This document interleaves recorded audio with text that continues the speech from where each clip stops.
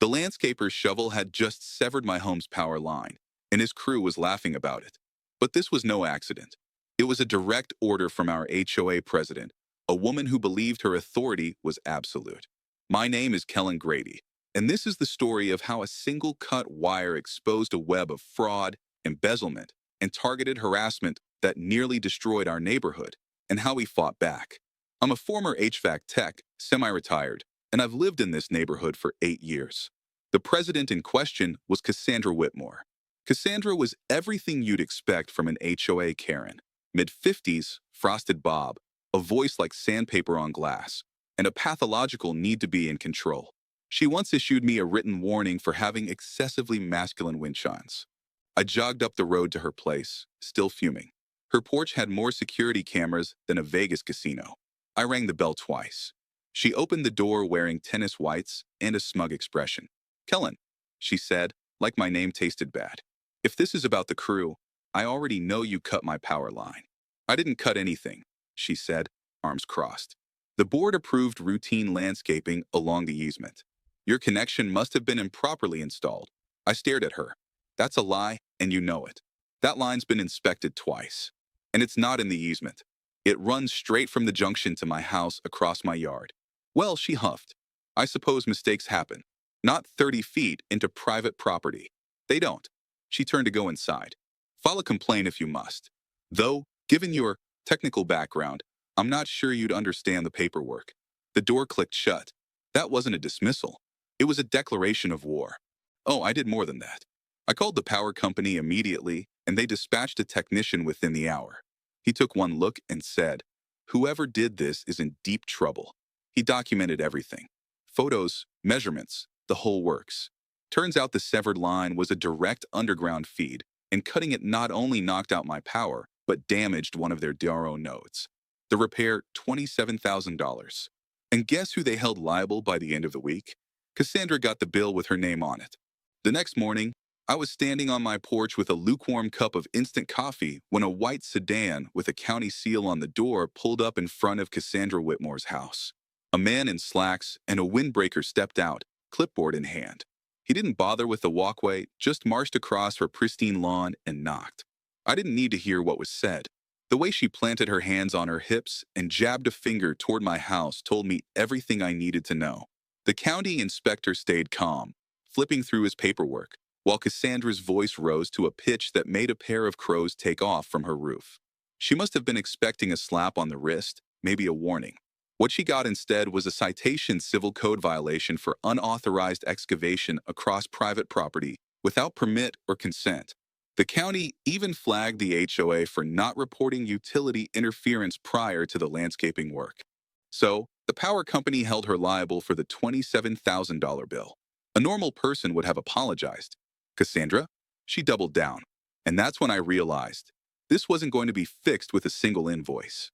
If she was going to play dirty, I needed to learn the rules better than she did. By Thursday, I had a meeting scheduled with a municipal attorney from the county legal office. Turns out, this wasn't the first time the HOA had gone rogue with property boundaries. 2 years ago, they paved a walking trail that ran 10 feet into private lots along the eastern perimeter of the neighborhood, quietly settled out of court after one homeowner threatened a class action. I asked the attorney, "Is this enough of a pattern to open a formal inquiry?" He raised an eyebrow. "You got documentation?" I handed him a file, folder copies of the property survey, the utility map, a sworn statement from the repair technician, and images showing the severed conduit.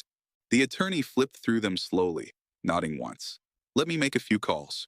That was the start of something bigger. By the following week, the HOA board received a notice of pending investigation from the County Development and Enforcement Division. Cassandra tried to downplay it in the monthly newsletter, calling it a review of procedural compliance. But the truth was already spreading. The neighbor across the street, Ron Haskins, came over that night with a six-pack and a story of his own. Last year, she made me tear down my tool shed, said it violated setback rules. I found out later she'd never filed the complaint properly, just sent me a fake violation form with HOA letterhead. I stared at him. "You serious?" Ron nodded.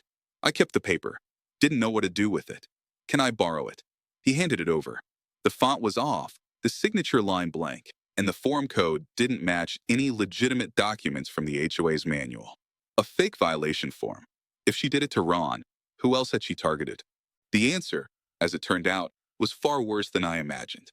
I added it to the growing stack of evidence. By the time the county investigator returned, I had a dozen pages of resident affidavit detailing fabricated fines, misappropriated dues, and unannounced rule changes. Cassandra had been running the board like a private thief, and no one had ever pushed back until now.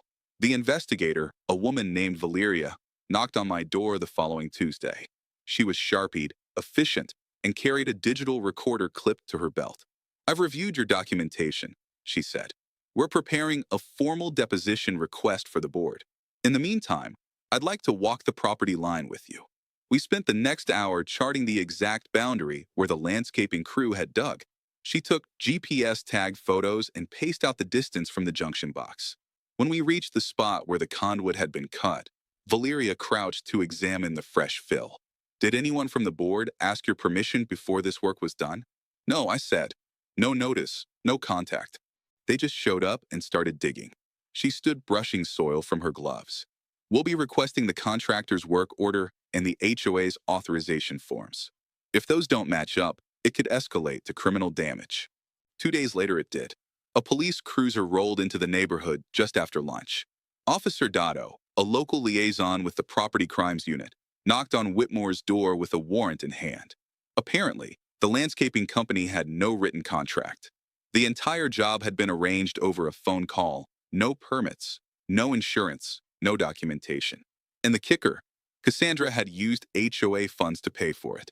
When the officer escorted her down the porch steps, a few neighbors gathered quietly, watching from their yards.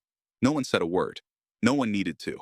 The charges weren't anything Hollywood-worthy: misuse of association funds, criminal mischief, failure to obtain proper permits. But they were enough to get her temporarily removed from the board pending investigation. The board's vice president, a nervous man named Eugene, who once fined a teenager for sidewalk chalk, stepped in as interim head. That night, I got a knock at my door. It was Eugene holding a clipboard and wearing the expression of someone who just walked into a job interview he didn't want. "I'd like to apologize," he said. "The board didn't approve that landscaping job. Cassandra acted unilaterally. You still let her run unchecked." He shifted uncomfortably. "She had a way of pressuring people, but that's no excuse." I leaned against the door frame. "If you want to make it right, start with transparency. Release the financials. Show the residents where their dues went." He hesitated. "We meet a vote, then hold one public meeting. No closed doors. No email ballots." He nodded slowly. "I'll schedule it."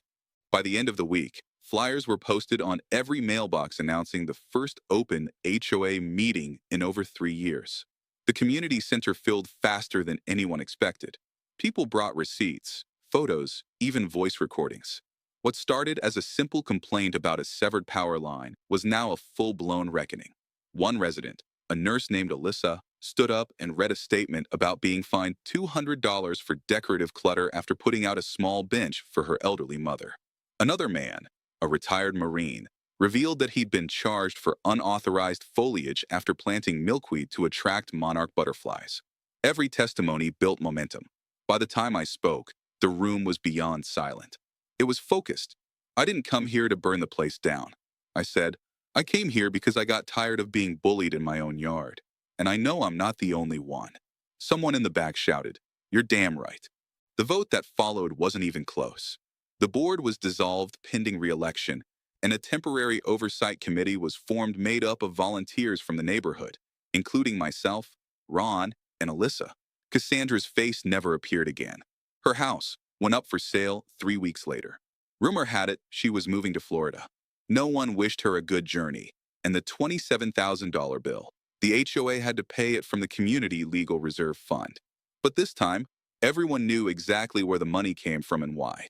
The new board formed 6 weeks later with mandatory term limits, transparent budgeting, and a community approval clause for all major projects.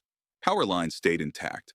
Wind chimes were no longer regulated, and every homeowner got a printed copy of their rights and property boundaries. We didn't just fix a broken conduit. We rebuilt the foundation of the neighborhood.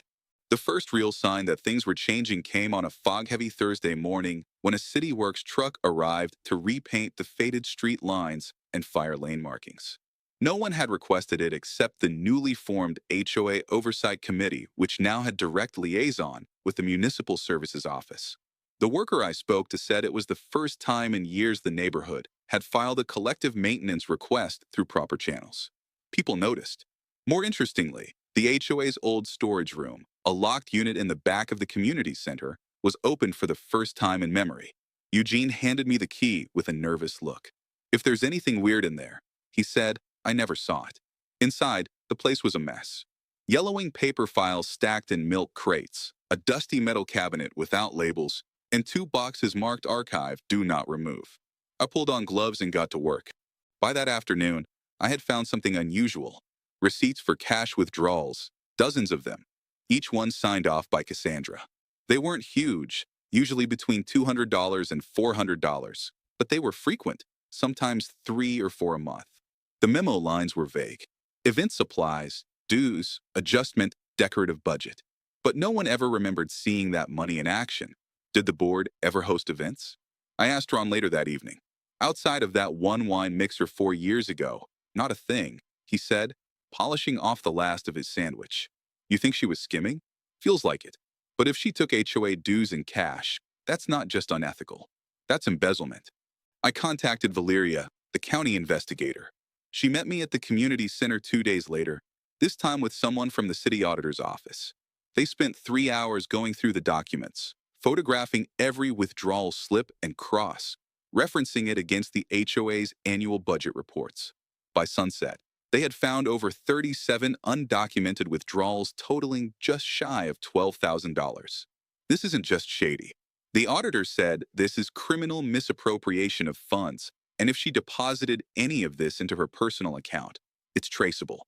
They filed a preliminary report that night. The next morning, an official complaint was lodged with the district attorney's office. The case was upgraded from civil violation to criminal investigation. About a week later, I got a call from a woman named Dana, who said she used to serve on the HOA board before Cassandra took over. She'd moved 2 blocks away outside of the HOA's jurisdiction, but had heard what was happening through mutual friends. She used to keep 2 sets of books, Dana told me, one for the board and one she never let anyone else see. I caught her once with a ledger she wouldn't explain. The next morning, my resignation letter was already typed and waiting in my inbox, supposedly written by me. I asked if she still had access to anything from her time on the board. She said she'd saved an old flash drive from a board email archive just in case. She dropped it off in a padded envelope the next day. I plugged it into an old laptop and found something chilling: a PDF labeled D's compliance strategy. It was a list of homeowners color-coded by what Cassandra referred to as soft targets. People she believed could be pushed into paying more with fabricated violations or ambiguous rule enforcement. Notes next to names read like threats. I'm not kidding. These were her actual notes. One said, "Single income, pressure with maintenance fine." Another, and this one made my stomach turn: "Elderly, unlikely to contest." A third, "Non-native speaker, avoid detailed notices." I sat there staring at the screen for a long time. This wasn't just mismanagement. It was targeted exploitation, and it had gone on for years. I turned the file over to Valeria, who passed it to the district attorney's office. 2 days later, an arrest warrant was issued for willful fraud, financial exploitation of vulnerable adults, and falsification of official documents. Cassandra was picked up at a country club where, according to the officers who served the warrant, she had just finished an afternoon of doubles tennis. She didn't go quietly. Witnesses said she accused the arresting officer of trespassing on privileged property and demanded to speak to a superior civilian authority. The story hit the local news by evening. A segment on Channel 7 showed a blurry photo of the warrant with the headline, "HOA President Accused of Embezzlement and Targeted Fraud." The neighborhood group chat lit up like a bonfire. People who'd never spoken to each other before were now trading stories, comparing notices, and digging through old records. One resident, a quiet mechanic named Jonah, discovered that he'd been fined for visible tool clutter 3 years ago, a penalty that had never been logged in the HOA's official records. He still had the check receipt made out to Cassandra personally. "She told me the HOA didn't accept online payments yet," Jonah said. S said she'd handle it directly. I didn't think twice. That check was now evidence. The district attorney's office opened a community restitution case seeking to recover funds that had been improperly collected. They assigned a financial crimes prosecutor, a sharp-suited woman named Gloria Chun. She had a reputation for turning HOA abuse cases into precedent-setting convictions. At the preliminary hearing, Gloria laid out the case in calm, precise language. This was not a bureaucratic mistake. It was a pattern of manipulation. The defendant created fictional violations, pressured vulnerable residents, and diverted funds for personal use, all under the guise of neighborhood governance. Cassandra's attorney tried to argue that she had acted in the best interest of the community, but the judge interrupted him. I've reviewed the evidence. That line of defense will not hold in this courtroom. Trial was set for the following month. Meanwhile, the Oversight Committee continued its work. We brought in a retired accountant named Marcy to help clean up the books. She found additional discrepancies in the landscaping budget payments made to companies that didn't exist on any business registry, likely shell accounts. The total amount still unaccounted for was nearing $22,000. We filed a civil suit on behalf of the HOA, separate from the criminal charges, to recover those funds. Cassandra's assets were frozen pending the outcome. But the real shift came in how the neighborhood responded. People started attending meetings, not to complain, but to contribute. A group of teenagers volunteered to repaint the park benches. Alyssa organized a community garden day. Even Eugene, who'd once been too timid to challenge Cassandra, proposed a rotating leadership schedule to prevent power hoarding.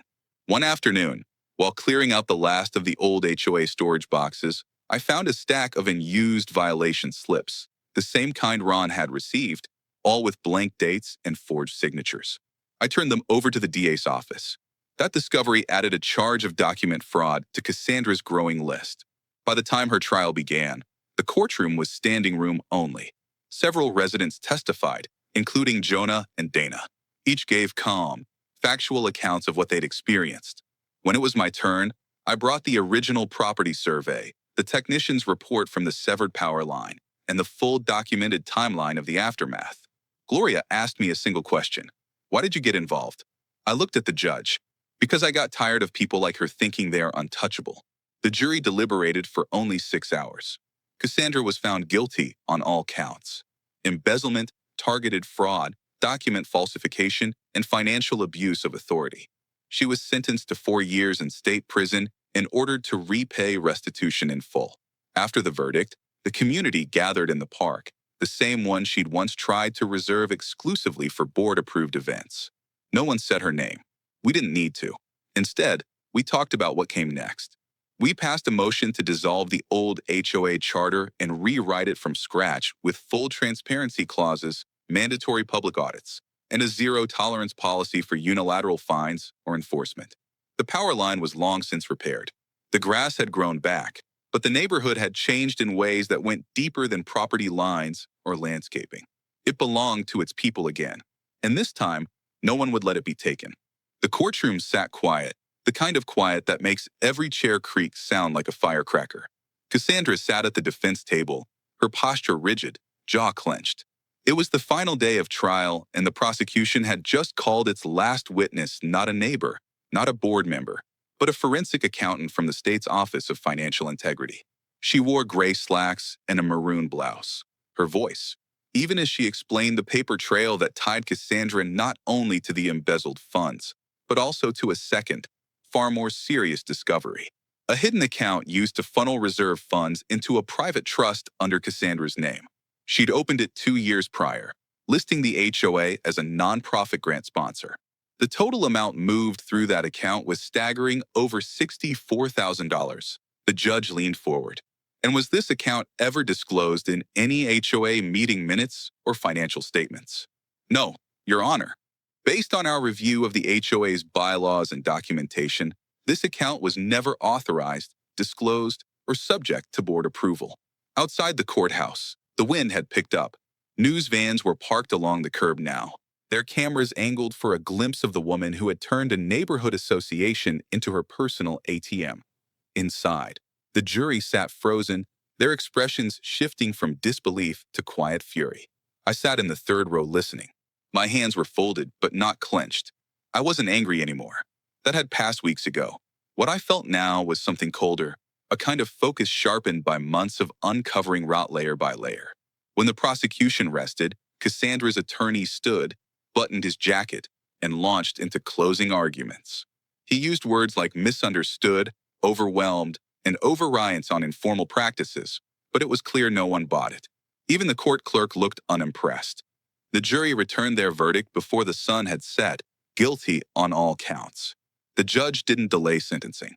Cassandra was sentenced to 5 years for financial misconduct with an additional 18 months tacked on for criminal impersonation due to her forging resignation letters and internal documents. Her assets, including the trust account, were ordered liquidated to repay the restitution fund. I thought I'd feel triumphant, but watching her get escorted away, all I felt was quiet.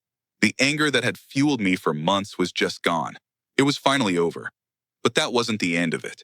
A separate investigation by the State Attorney General's office had been triggered after the forensic team flagged another anomaly. The HOA had received a grant 2 years earlier, a State F-funded community improvement grant worth $25,000 earmarked for green space development.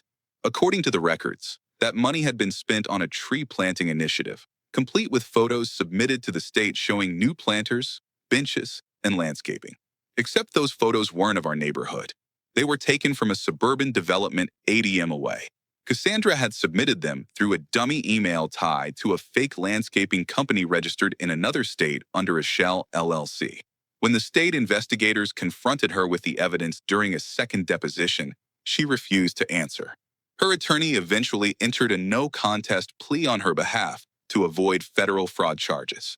The state revoked the HOA's eligibility for public grants indefinitely and opened a separate fraud recovery claim to pursue the misused funds. The fallout was nuclear.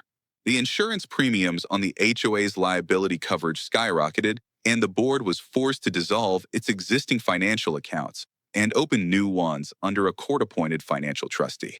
The oversight committee, now fully converted into a transitional board, had to meet every week for 2 months just to stabilize the neighborhood's governance structure.